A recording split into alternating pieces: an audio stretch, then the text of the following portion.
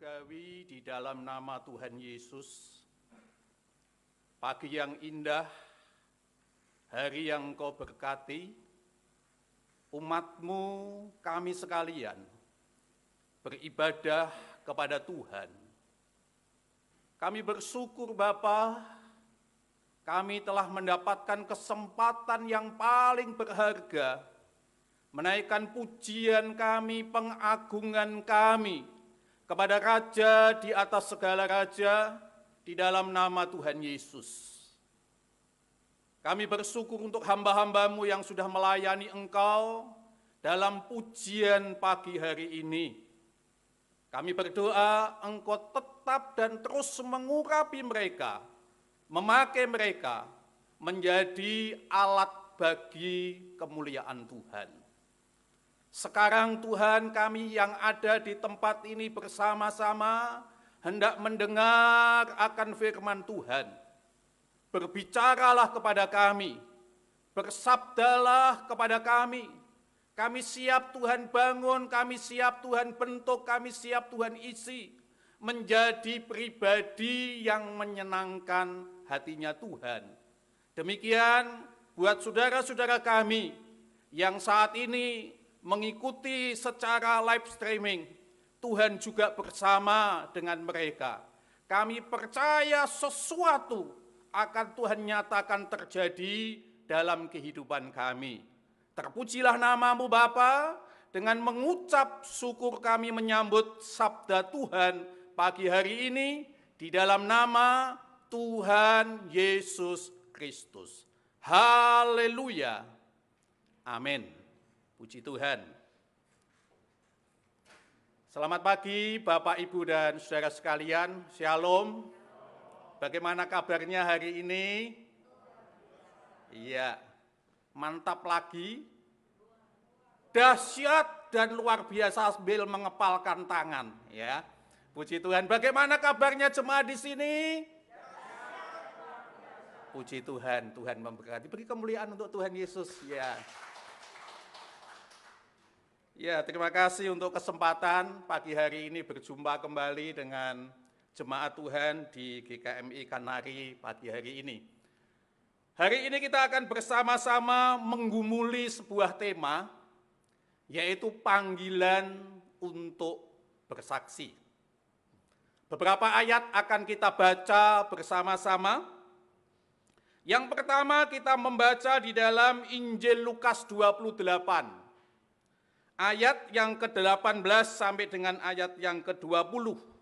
Demikian sabda Tuhan. Yesus mendekati mereka dan berkata, "Kepadaku telah diberikan segala kuasa di surga dan di bumi. Karena itu pergilah, jadikanlah semua bangsa muridku, dan baptislah mereka dalam nama Bapa dan Anak dan Roh Kudus. Dan ajarlah mereka melakukan segala sesuatu yang telah kuperintahkan kepadamu. Dan ketahuilah, aku menyertai kamu senantiasa sampai kepada akhir zaman." Amin. Dilanjut Kisah Para Rasul bab yang pertama ayat yang ke-8. Kisah Rasul pasal yang pertama ayat yang ke-8, firman Tuhan berkata, "Tetapi kamu akan menerima kuasa kalau Roh Kudus turun ke atas kamu, dan kamu akan menjadi saksiku di Yerusalem dan di seluruh Yudea dan Samaria dan sampai ke ujung bumi." Satu ayat lagi di dalam surat 1 Yohanes 1 ayat 1. 1 ya. 1 Yohanes 1 ayat 1 firman Tuhan berkata, "Apa yang telah ada sejak semula, yang telah kami dengar, yang telah kami lihat dengan mata kami, yang telah kami saksikan, dan yang telah kami raba dengan tangan kami tentang firman hidup. Itulah yang kami tuliskan kepada kamu." Bapak, Ibu, saudara-saudara sekalian yang dikasihi oleh Tuhan Yesus, panggilan untuk bersaksi. Ini berlaku untuk semua kita yang percaya, yang sudah menerima bahwa Yesus Tuhan adalah satu-satunya juru selamat. Untuk itu kita akan belajar 3 hal supaya kita mengetahui, supaya kita bisa menangkap, supaya kita bisa mengerti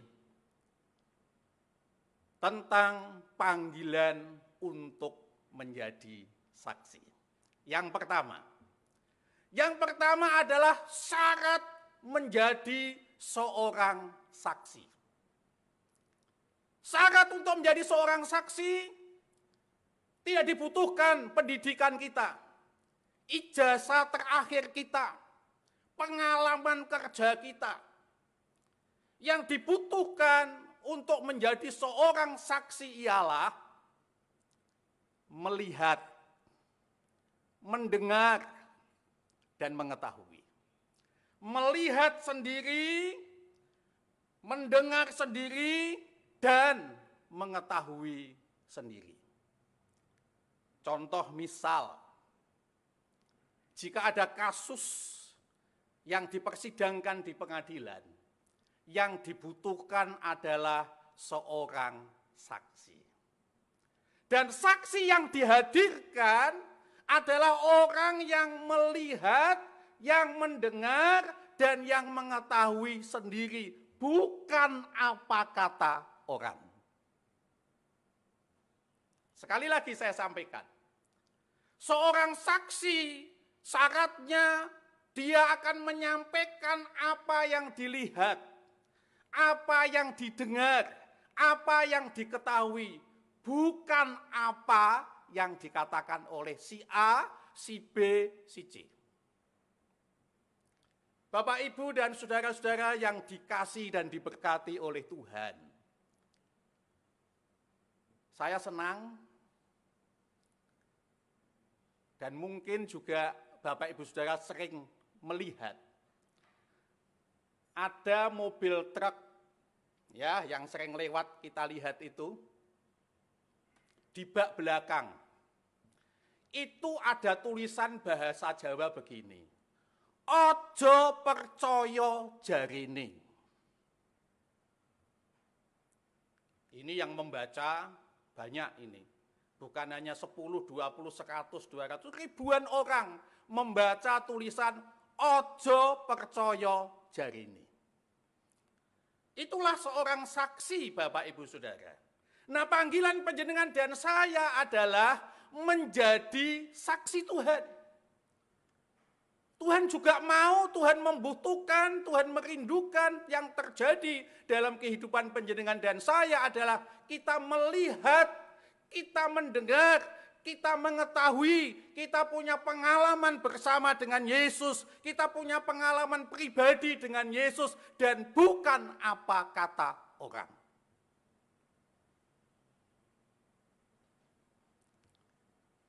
Saya menjadi Kristen, saya mengenal Tuhan,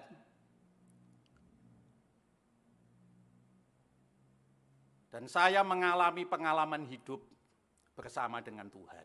Sampai detik ini, kami punya pengalaman hidup bersama dengan Tuhan. Kalau saya saksikan, 1 minggu belum selesai.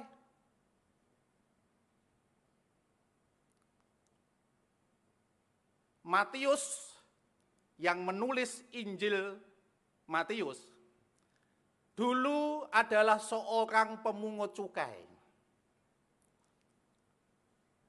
Seorang pemungut cukai itu punya sebutan orang berdosa. Jadi sekalipun dia kaya, tetapi tidak banyak orang yang suka.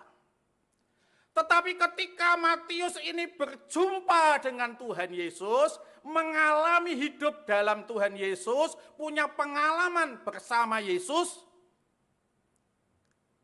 menjadi pribadi yang mampu menceritakan, yang mampu menyampaikan, dan pantas menjadi seorang saksi. Injil Matius yang ditulis ditutup dengan kata amanat agung untuk bersaksi. Lukas yang menulis kisah para rasul juga mengalami yang sama. Mengalami pengalaman hidup bersama dengan Tuhan. Jadi itu bagian yang pertama. Panggilan untuk bersaksi supaya panjenengan dan saya pantas, layak menjadi seorang saksi. Yang harus kita penuhi yang pertama adalah syaratnya bisa terjadi dan terpenuhi melalui keberadaan kita masing-masing. Yang kedua ialah memiliki keberanian untuk bersaksi. Menjadi percuma melihat, mendengar, dan mengetahui kalau kemudian tidak menjadi saksi. Padahal yang namanya saksi harus bersaksi. Nah, kalau ini terjadi pada kehidupan orang percaya, orang Kristen, saudaraku, berarti orang itu tidak tahu panggilannya untuk menjadi saksi. Oleh sebab itu dalam kesempatan yang luar biasa pada kesempatan pagi hari ini saya mengajak semua kita yang sudah di dalam Tuhan Yesus Kristus, jangan takut untuk menjadi saksi. Jangan takut untuk bersaksi. Matius 28 ayat yang ke-20 dengan jelas berkata, Aku akan menyertaimu. Sampai kapan? Sampai minggu depan? Sampai bulan depan? Sampai tahun 2022? Tidak. Alkitab katakan sampai akhir zaman. Jadi jangan takut.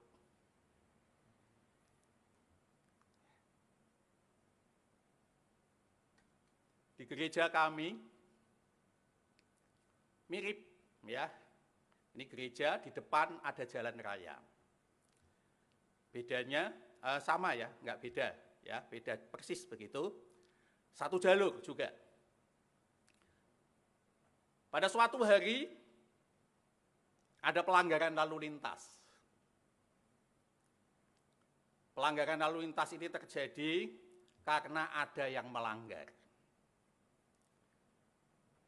Ada warga yang lewat, tentunya yang dilihat adalah sebelah kanannya yang memang itu jalur ada kendaraan lewat. Berarti dia tidak perlu yang sebelah kiri. Kenapa? Karena sebelah kiri bukan jalur kendaraan untuk dilewati. Dia lewat sambil melihat ke sebelah kanan, dianggap sebelah kanan kosong, dia lewat, nggak taunya sebelah kiri.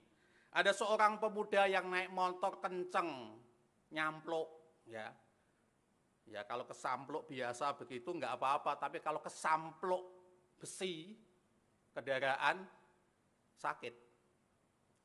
Karena dekat dengan Polres, saudara-saudara, dekat dengan kantor Satlantas juga, maka dalam waktu yang tidak lama hadir polisi lalu lintas.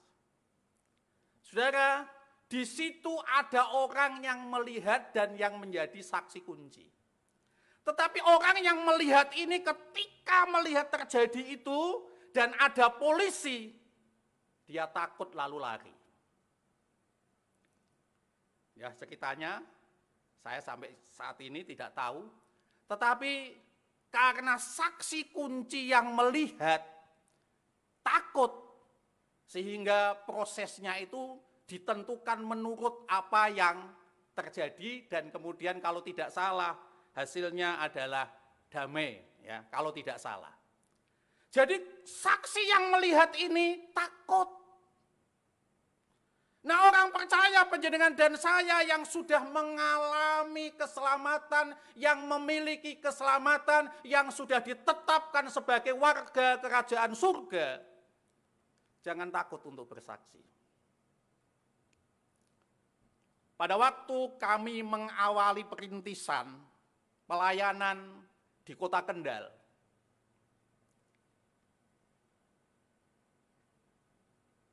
saya masuk di berbagai desa yang ada dekat kami tinggal, kontrak begitu,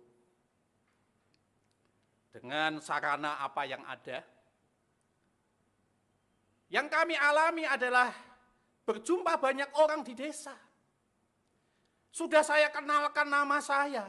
Tetapi setiap kali saya itu ketemu orang, mendoakan orang siapa saja apapun penyakitnya, pada waktu itu selalu saya berkata haleluya. Ya, haleluya, puji Tuhan, haleluya, Tuhan sembuhkan, Tuhan tolong, dan lain sebagainya. Ketemu orang di sawah, haleluya, pekerjaan pertanian penjenengan pasti diberkati Tuhan, haleluya.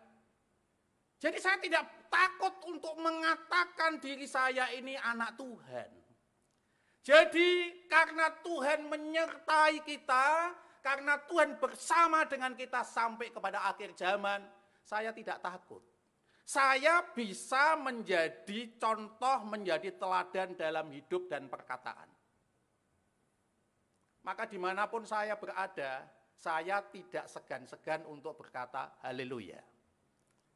Dan akhirnya orang mengenal saya tidak Pak Pendeta Nathanael, tetapi dipanggil Pak Pendeta, haleluya.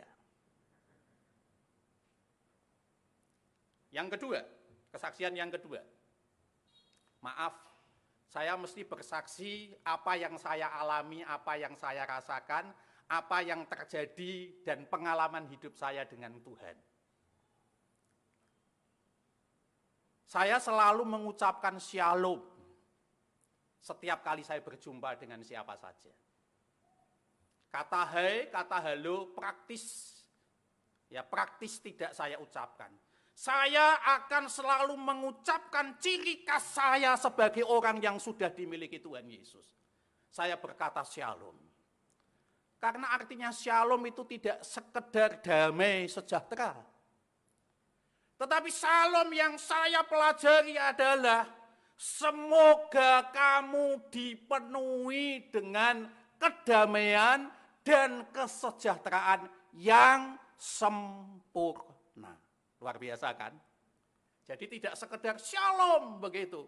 Tetapi shalom ini artinya semoga kamu dipenuhi dengan kedamaian dan kesejahteraan yang sempurna.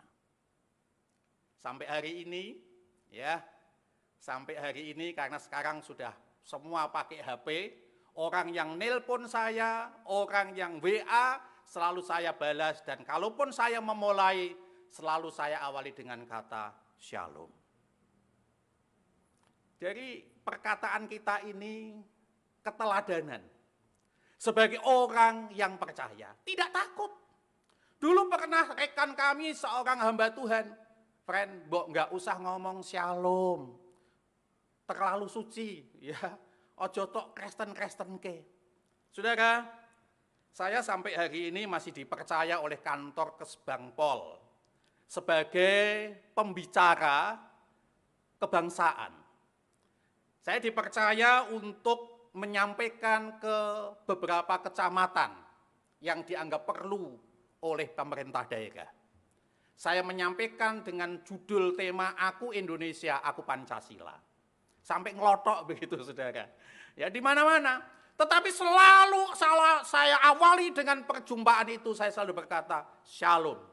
Ya, salam sejahtera untuk kita sekalian. Satu kali ada yang tanya, ya, bahkan beberapa waktu yang lalu, bulan lalu, saya berjumpa dengan bupati yang baru. Saya berjumpa dan saya selalu berkata shalom, selamat pagi Pak Bupati. Ya, sebelum saya memperkenalkan diri, saya tidak takut untuk mengatakan shalom. Lalu Pak Sekda di luar bertanya sama saya, Pak Pendeta, nanti kalau Pak Bupati tanya sama saya artinya shalom apa? Gitu. Lalu saya menjawab, baik Pak, artinya shalom adalah semoga kamu dipenuhi dengan kedamaian dan kesejahteraan yang sempurna. Dicatat saudara, wah bagus sekali Pak. Dan itu selalu saya ucapkan, saya sampaikan. Kami punya kantor di Sinode. Nah kalau kantor di Sinode, teleponnya telepon kabel. Ya. Karena tidak bisa melihat, kalau pakai HP kan video call bisa melihat siapa yang menelpon. Telepon kabel tidak. Ketika menelpon saudara-saudara, saya selalu berkata, Shalom. Oh, Pak Nathan, hafal saudara. Kenapa? Karena ini penting.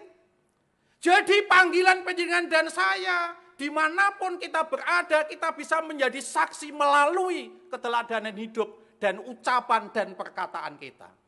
Kita atur sedemikian supaya perkataan kita, ucapan kita membangun sesama kita. Menjadi berkat bagi sesama kita. Maka dari itu, kalau kita berbicara, jangan asal berbicara. Jangan asal bunyi, asbun. Jangan asal ngomong.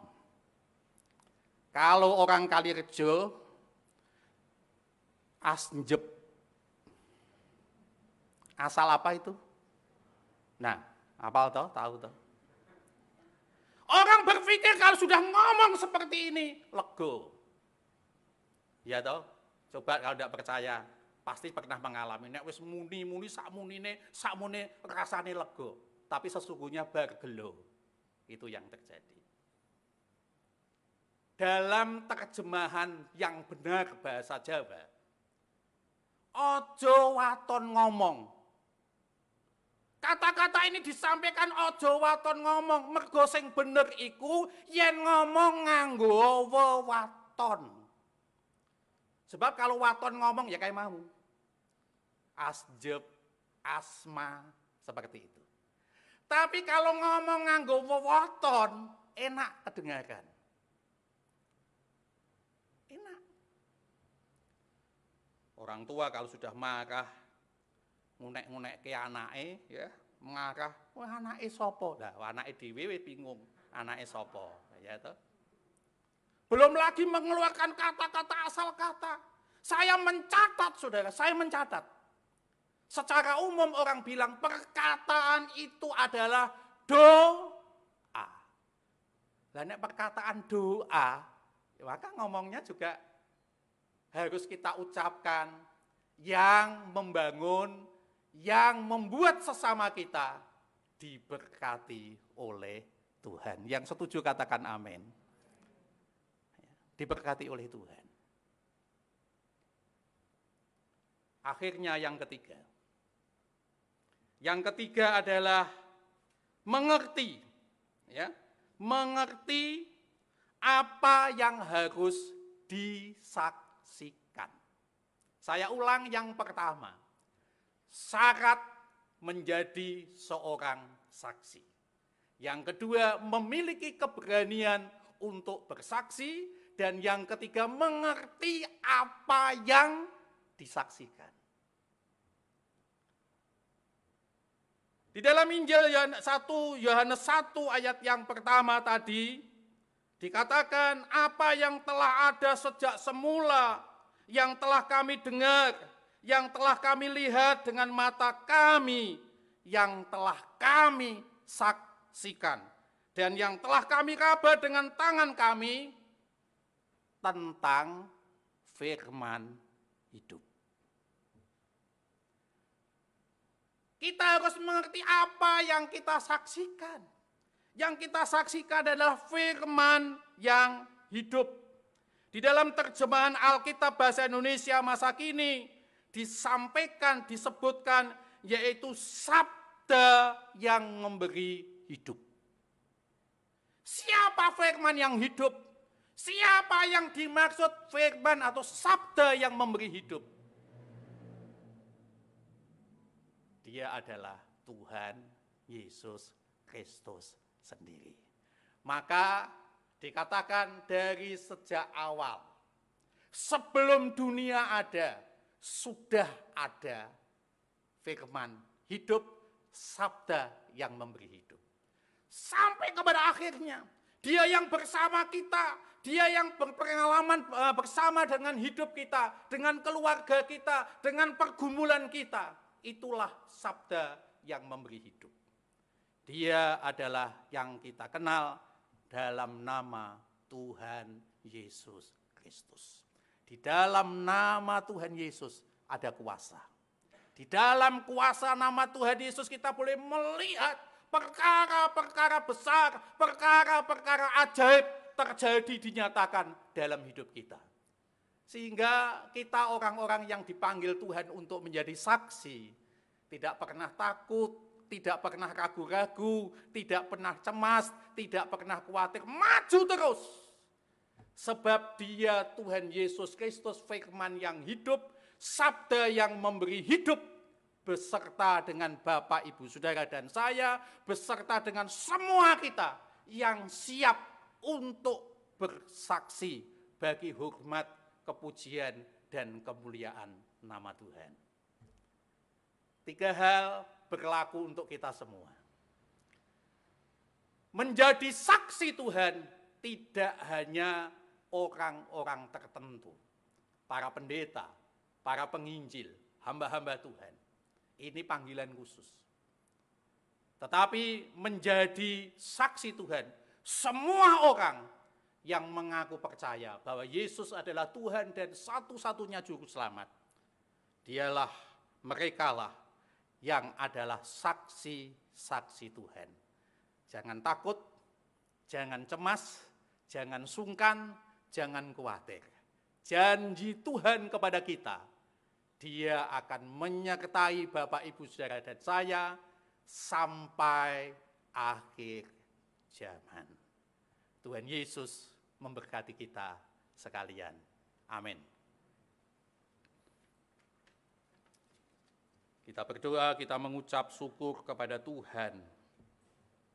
Bapa Surgawi, di dalam nama Tuhan Yesus, kami mengucap syukur kepadamu Tuhan, untuk kebenaran firman-Mu yang sudah Tuhan berikan, yang sudah Tuhan sampaikan atas kami. Kami bersyukur Bapa, karena Engkau yang memanggil kami, supaya kami menjadi saksi-saksi Tuhan. Selama kami ada, selama kami hidup sekarang ini, karena kami adalah orang yang percaya milik Tuhan, pewaris kerajaan surga, bahkan menjadi anggota kerajaan surga. Kami siap melalui hidup kami. Tuhan, mari Engkau pakai kami.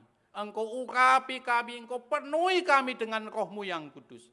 Sehingga dimanapun kami berada, kami mampu memenuhi panggilan untuk menjadi saksinya Tuhan. Kami percaya melalui kehidupan kami, melalui tutur kata kami, nama Tuhan kami permuliakan. Terpujilah nama-Mu Bapa, sekarang dan sampai selama-lamanya. Tuhan Yesus memberkati Bapak, Ibu, Saudara yang hari ini sudah datang beribadah di ruangan ini. Demikian mereka yang ada di rumah masing-masing pun beroleh berkat yang daripada Tuhan. Sehingga panggilan untuk bersaksi tetap berlaku terjadi dalam kehidupan setiap orang percaya. Terpujilah nama-Mu dan Engkau memberkati gereja Tuhan di tempat ini, GKMI Kenari, semakin hari semakin berkenan di hatinya Tuhan. Segala pujian, hormat, dan syukur kami naikkan kepada Bapa kami Allah yang hidup, di dalam nama Tuhan Yesus Kristus. Haleluya. Amin.